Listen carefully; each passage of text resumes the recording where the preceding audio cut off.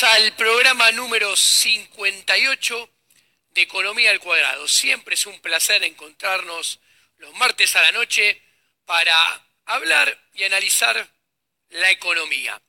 En esta oportunidad les voy a explicar un tema de manera muy sencilla que la mayoría de mis colegas y también los policymakers parecieran ignorar supinamente. ¿De qué les voy a hablar hoy? Hoy les voy a hablar de la relación entre el balance del Banco Central y los resultados de política monetaria, la eficacia de la política monetaria. Es más, los resultados de política monetaria que se puedan conseguir, lo que reflejan es la salud del Banco Central. Sencillo. Un balance de Banco Central que está quebrado y que cada vez se continúa quebrando más y más, implica más devaluación y más inflación. Sencillo, cortito y al pie. Es así, ¿ok? Ustedes pueden decir, ¿cómo es, Diego? ¿Me podés explicar el nexo entre la salud del balance del Banco Central y los resultados en materia de inflación y devaluación? Sí, se los explico en un par de minutos. Es muy sencillo. A ver, ¿qué es el dinero que tenemos en nuestras billeteras? El dinero que tenemos en nuestras billeteras es un pasivo del Banco Central, una deuda que el Banco Central tiene con nosotros.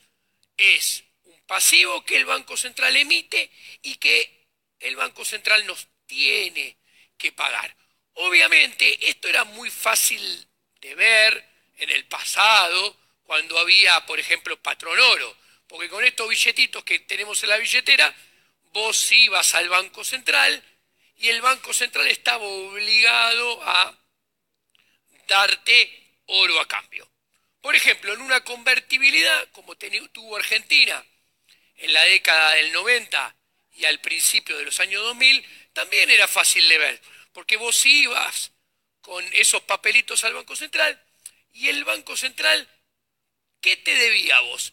Te debía dólares y te tenía que pagar esos dólares. Y para poder pagarte esos dólares, tenía que hacer frente a esa deuda, ¿con qué? Con dólares. Si no lo tenía, no te iba a pagar. ¿Y qué pasaba? Se devaluaba y había inflación, que de hecho fue lo que pasó en el 2002.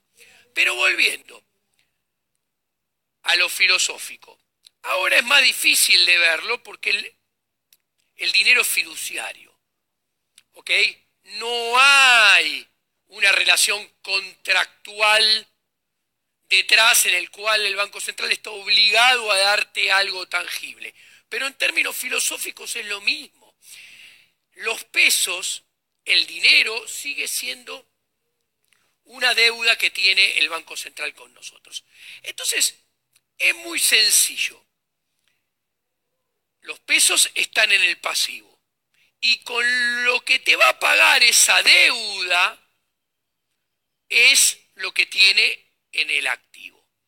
Concretamente, yendo al grano, los pesos son el pasivo, la deuda que tiene que honrar, y la va a honrar con los dólares de verdad, con los dólares de verdad que tiene el Banco Central en el activo, o sea, las reservas de libre disponibilidad. Yendo a la realidad de Argentina de todos los días, no hay que considerar solamente la base monetaria, sino que hay que considerar las LELIQ, las LEVAC, que ya no hay, fueron reemplazadas por las LELIQ, y los pases netos. ¿Por qué? Porque como no hay con qué pagar las LELIQ, los pases netos, eso, si se paga, se termina pagando con emisión monetaria futura. Entonces, se puede considerar todo eso como parte del mismo pasivo.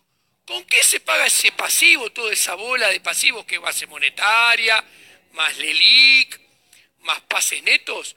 con las reservas de libre disponibilidad. Entonces, ¿qué sucede? Si la base monetaria crece porque se emite, si las LELIQ crecen porque se emite o porque crecen automáticamente por la tasa de interés que pagan, y los pases lo mismo, crece la deuda del Banco Central. Pero si al mismo tiempo el Banco Central se gasta reservas de libre disponibilidad, pierde reservas de libre disponibilidad para mantener el tipo de cambio, se contrae, cae el activo. Por un lado, el Banco Central tiene más deuda, pero por el otro tiene menos cantidad de dólares para pagar, para honrar esa deuda. Entonces, mírenlo como pasa con cualquier deuda. Si vos, la deuda crece, pero cada vez que pasa el tiempo, tenés menos con qué honrar esa deuda, ¿qué pasa con el valor de mercado de dicho endeudamiento? Cae. ¿Por qué? Porque al ser la capacidad de repago más bajo, el riesgo de que no sea pagada aumenta, en consecuencia el valor de mercado de esa deuda cae. Es muy sencillo, lo entiende todo el mundo. Ok, bueno, en el caso del dinero, que es del pasivo que estamos hablando, que es el pasivo del Banco Central, ese valor que cae, ¿qué es? El dinero no tiene valor en sí, porque nosotros no satisfacemos ninguna necesidad nuestra con dinero. El dinero tiene solamente valor instrumental. ¿Qué quiero decir esto? Que el dinero solamente es un instrumento para comprar bienes y servicios, con los que sí satisfacemos nuestra necesidad. Entonces, este valor instrumental del dinero está expresado en términos relativos. ¿En términos relativos de qué? En términos relativos de la cantidad de bienes y servicios que podés comprar con el dinero. Entonces, si el valor del dinero, que es la deuda del Banco Central, cae porque cada vez aumenta más esa deuda, pero las reservas con lo que hay que pagar esa deuda disminuye, el valor de esa deuda, que es el valor del dinero, está condenado a caer. ¿Y entonces? Bueno, el valor del dinero, ¿qué es? En términos de dólares, cae, porque cada vez necesitamos mayor cantidad de pesos para comprar una misma cantidad de dólares. Si queremos comprar 100 dólares, cada vez necesitamos más pesos para comprar esos mismos 100 dólares. El poder adquisitivo del dinero cae en términos de dólares. ¿Cómo se llama eso? Devaluación. Al mismo tiempo, el poder adquisitivo del dinero en términos de bienes y servicios cae. Cada vez necesitamos más pesos para comprar la misma cantidad de bienes y servicios. ¿Cómo se llama eso? Inflación. Bueno, acá acabamos de ver cómo agrandar el pasivo del Banco Central y achicar el activo del Banco Central, o sea, deteriorar el balance del Banco Central, termina en devaluación e inflación. Señores televidentes de Economía al Cuadrado, acaban de entender algo muy sencillo que muchos colegas no ven y que los policymakers argentinos parecerían ignorar en forma supina. Bueno, vayamos al grano. Argentina tiene, a finales del 2019, mejor dicho, tendrá una herencia monetaria que va a ser más complicada que la herencia monetaria del 2015. Ustedes me dicen, ¿cómo puede ser, Diego? ¿Estás exagerando? No. A ver, hay un termómetro de las complicaciones monetarias, hay un termómetro de la herencia monetaria. ¿Cuál es ese termómetro? La inflación. Hoy en día estamos teniendo 60% de inflación interanual, va a terminar varios puntos arriba de esto, seguramente a final de año. Y entonces, claramente, ese termómetro te muestra que la fiebre es mayor que en el 2014, 2015, cuando había marcado 39 en el 2014 y alrededor de 26, 28 en el 2015. ¿Esto les puede sorprender? No. Miren el primer gráfico. En azul tenemos M1 mirando base monetaria, cuenta corriente, caja de ahorro como aproximación.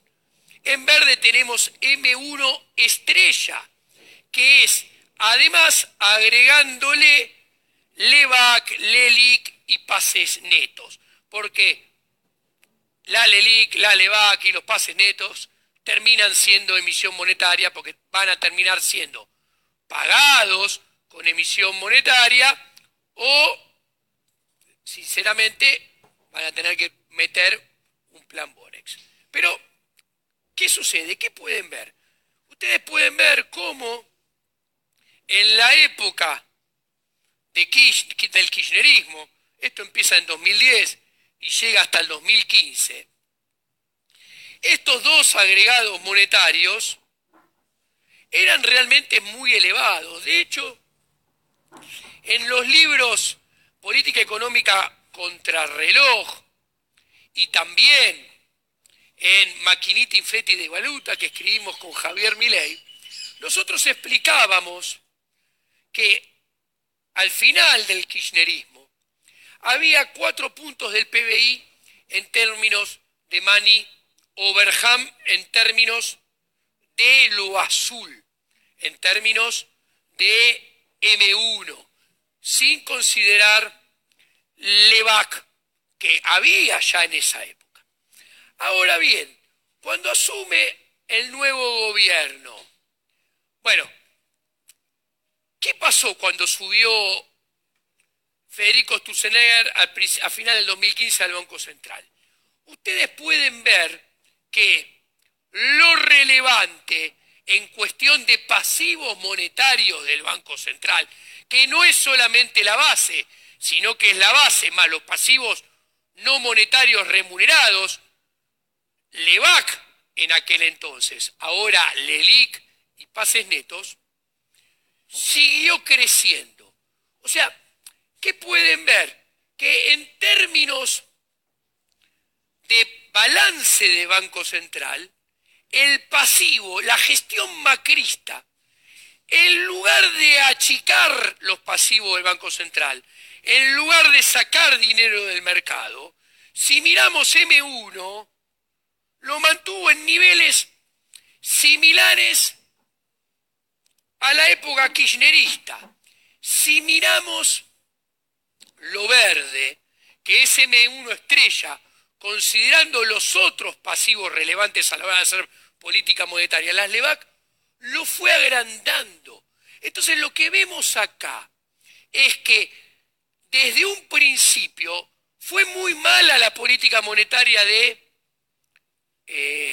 el gobierno de Cambiemos, y en lugar de arreglar los problemas iba en el sentido contrario. De hecho, pasamos al siguiente gráfico. Y esto es muy importante. ¿Por qué mantuvo M1 azul empatado con la época del kirchnerismo, pero agrandó M1 estrella, que era M1 con LEVAX? Porque entre comienzos del 2016 y finales del 2017 y comienzo del 2018, la gestión de Cambiemos le dio como loco a la maquinita para financiar al sector público. Acá vemos en azul todo lo que emitió de pesos que después sacaba con LEVAX para comprar los dólares de la deuda que financiaba el gasto público. Y en verde vemos todo lo que la gestión de Cambiemos le dio a la maquinita para imprimir billetitos para que Macri, Marcos Peña, Prat Gay y Duhovne financiaran una fiesta de gasto público expansivo. Entonces, ¿qué vemos acá? En este gráfico vemos claramente que fue muy expansiva la política monetaria del gobierno de Macri desde el comienzo. ¿Y por qué fue muy expansiva? Porque fue muy expansiva la política fiscal del gobierno de Macri. Cero ortodoxia, cero liberalismo. De hecho, volvamos al gráfico anterior. ¿Y qué vemos? Que la línea verde fue engrosada justamente para financiar los delirios fiscales de la casta política amarilla macrista. El balance del Banco Central, el pasivo del Banco Central, crecía denodadamente para financiar las políticas keynesianas de expansión del gasto público, macristas y neo-keynesianas desde el balance del Banco Central. Y a ver, señores, esto es muy importante, este gráfico, el tercero, es escandaloso. Acá se puede ver cómo se deteriora, se resquebraja el balance del Banco Central en la gestión macrista. Y acá lo estoy poniendo desde antes de la conferencia del 28D de Marquitos Peña, Duhovne, el Toto Caputo y Sturzenegger anunciando cambios de meta de inflación avalados por el presidente de la Nación, porque acá no hay independencia del Banco Central. Y a partir de ahí vemos cómo se arruina, se quiebra exponencialmente el balance del Banco Central. Pasemos, miren este gráfico. ¿Qué tenemos acá? El pasivo relevante a la hora de hacer política monetaria sobre el activo relevante a la hora de hacer política monetaria. Concretamente, si eso crece, lo que muestra es que el pasivo relevante a la hora de los resultados de política monetaria crece, mientras que el activo relevante se achica. Crece la deuda del Banco Central, base monetaria, LEVAC, LELIC, más PASE, crecen, y del otro lado se contrae la reserva de libre disponibilidad del Banco Central. Crece la deuda, se achica lo que el Banco Central tiene con qué pagar esa deuda. Vemos el gráfico y vemos claramente cómo esta relación aumenta de 68 a 79, a 124, a 135, hasta 202 hoy en día. Repito, que esto suba no es otra cosa que cada vez se quiebra más el balance del Banco Central. ¿Ok? Y el tema es que este gobierno va a tener que emitir para pagar las LECAP y el déficit primario. El tema es que cada vez hay más pases que vienen a ser LELIC un día y tenés tasa de interés que hace crecer automáticamente los pases y las LELIC. Perdiendo reservas para mantener el tipo de cambio, lo único que hace es que esto siga creciendo. Y obviamente esto no tiene efectos de devaluación e inflación instantáneos, sino que hay retardos, impacta con rezagos, y esto tarda en manifestarse, pero se manifiesta en devaluación y en más inflación en forma recurrente. De hecho, miren el gráfico, acá el dólar estaba a 17, acá pasa a 23, a 27, después salta a 30, después salta a 40, baja a 37, 38, salta a 45, baja a 43, 44 y después salta a 60. Cada vez salta más seguido, más fuerte, y la aceleración inflacionaria tiene mayor envergadura. De hecho, acá cuando empezó esto teníamos inflación redondeando de 28% y hoy tenemos casi de 60%. Entonces, como pueden ver, no es que le estoy vendiendo gato por liebre. Esto es así. Los resultados en materia de inflación y de tipo de cambio son consecuencia de la salud del balance del Banco Central. Entonces, y de acá para adelante, ¿qué hay que explicar? ¿Qué hay que esperar? Perdón, me corrijo. Miren, la teoría económica ha solamente descubierto 5 o 6 cosas para prevenir y para bajar la inflación. Estoy planteando esto a futuro, para lo que viene. Y esto muestra entonces que Argentina, con el balance que estábamos viendo, más esto que les voy a contar ahora, Argentina se está dirigiendo hacia una hiperinflación. Vayamos al gráfico. ¿Qué encontró? Miren, la teoría económica encontró 6 métodos redondeando para bajar la inflación. Los dos primeros son graduales. Banco Central, que controla la tasa de interés, el inflation targeting, y con eso baja la inflación en forma gradual. Bueno, esto no estaba en las condiciones dadas en Argentina para aplicarlo, funciona con niveles de inflación mucho más bajos, y en realidad es un error teórico, como siempre dijimos, porque en el mercado de dinero no se determina la tasa de interés, que es una variable de la economía real, según como bien explica la escuela austríaca, y en el mercado de dinero se determina ¿qué? Se determina el poder adquisitivo del dinero. Entonces, hacer inflation targeting es tratar de controlar el precio de la manzana manejando el precio de los zapatos. Entonces, no puede funcionar bien a altos niveles de inflación. Bueno, pero el segundo método es el Banco Central con control de agregados monetarios, metas de agregados. Esto sí tiene más sentido, porque estamos tratando de controlar el precio del dinero, el poder adquisitivo del dinero, manejando la cantidad de dinero. Entonces estamos comparando manzanas con manzanas y, bueno, y manejar el precio de la manzana controlando la cantidad de manzana sí tiene sentido. Pero el problema es que este sistema también fue devorado. ¿Y cuándo fue devorado? Fue devorado los últimos 2 años. Entonces, estos no tienen ni credibilidad ni reputación, no tienen chances de llevarnos a buen puerto y poder bajar la inflación. Pero además, Argentina, que acumula 2.150% de inflación desde 2005 a la fecha, que acumula 260% de inflación en la era macrista, no se puede dar el lujo de bajar la inflación gradualmente y de a poco, como consideran algunos economistas delirantes, ¿no? Entonces, hay que ir a sistemas que bajen el tipo de la inflación, no gradualmente, sino de shock. Y acá podemos tener un banco central con control de tipo de cambio. Eso es una alternativa. Alternativa que Argentina también ha usado mucho y que también han perdido credibilidad y reputación. Por ejemplo, Kroll-Peg. El Kroll-Peg es la tablita de Martínez Dios.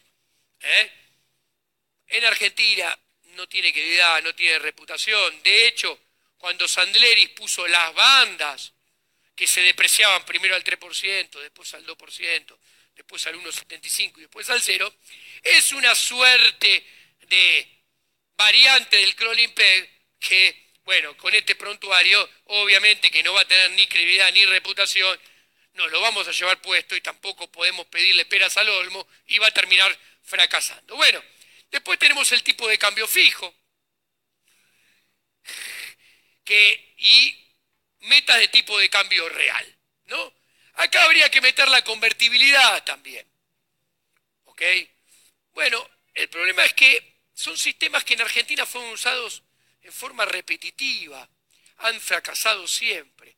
Entonces no gozarían de credibilidad, no gozarían de reputación y terminarían siendo, el público no creería en ellos, seguiría manteniendo altas expectativas de devaluación, altas expectativas de inflación y terminaría siendo la profecía autocumplida y terminaría habiendo alta devaluación, alta inflación, más si no se hacen las reformas fiscales que se tienen que hacer.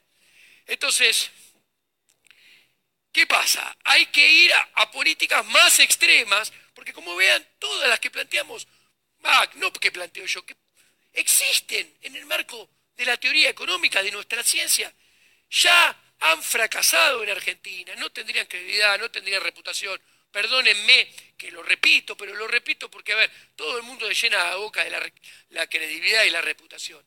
Pero la credibilidad y la reputación no se van y se compran en un almacén, sino que se crean, ¿ok?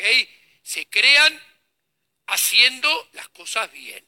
Entonces, tenemos que ir a cosas más extremas. Banca central y dolarización con encaje fraccionario. A ver, esto sería un problema en Argentina. No serviría. ¿Por qué? Porque, a ver, dolaricemos como Ecuador, como Panamá. Sin reformas estructurales, esto podría bajar la inflación. Pero sin las reformas estructurales, que nadie parece querer hacer, tendríamos un peso del Estado, un agobio del gasto público, un agobio de los impuestos, un agobio de la regulación del mercado laboral, que el fango de la economía real, que hace 10 años está sin crecer, y que en ese fango nos vamos hundiendo de a poco, se transformaría en arenas movedizas que nos empezarían a chupar y el nivel de actividad caería todavía más. Entonces, para mí tampoco es opción. Aparte, con encaje fraccionario, en ese marco, terminaría habiendo corridas que además estarían alimentadas porque muy probablemente la casta política emitiría cuasimonedas y permitiría que hubiese depósitos en esas cuasimonedas. Entonces terminaría siendo un engendro nefasto. Otra alternativa es la dolarización y la banca libre. ¿Qué es banca libre? Banca libre es que no haya banco central y en ese momento, además, que no haya prestamista de última instancia y que no haya encaje fraccionario, ¿no? Y otra posibilidad es libre competencia de monedas con banca libre. Esto es lo que nosotros proponemos con Javier Milei. ¿Por qué? Porque haciendo las reformas que hay que hacer, después permitiendo la libre competencia de monedas, estableciendo la libre competencia de monedas, dejaríamos que el público eligiera la moneda. Y el público terminaría adoptando una moneda en la cual tiene confianza y en la cual cree.